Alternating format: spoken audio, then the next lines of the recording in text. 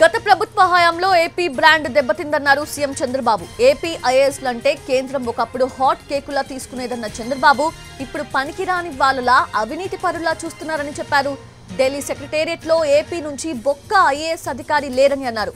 ఒక వ్యక్తి వల్ల వ్యవస్థ మొత్తం నాశనమైందని విమర్శించారు CM Chandrababu. This is where Andhra Pradesh brand is totally destroyed. ఒక్కడు లేడయ్యా ఢిల్లీ సెక్రటరియట్లో ఆంధ్ర నుంచి. ఒకప్పుడు Andhra officers are the best officers, hot cake central గవర్నమెంట్లో అబ్జర్వ్ చేసుకోవడానికి. ఇప్పుడు ఆంధ్ర ఆఫీసర్స్ అన్టచబుల్స్. వీళ్ళు యూస్లెస్ ఫెలోస్, కరప్ట్ ఫెలోస్, వీళ్ళు పనికిరాని వాళ్ళు. Can you imagine?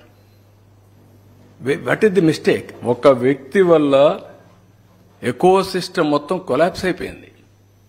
నిన్న ప్రధానమంత్రి గారిని అడుక్కున్న ఒక ఆఫీసర్ గురించి, ఎందుకు మా వాళ్ళు ఎవరు లేరని అంటే, మీ వాళ్ళు లేకపోతే మేమేం చేసింది అంటారు.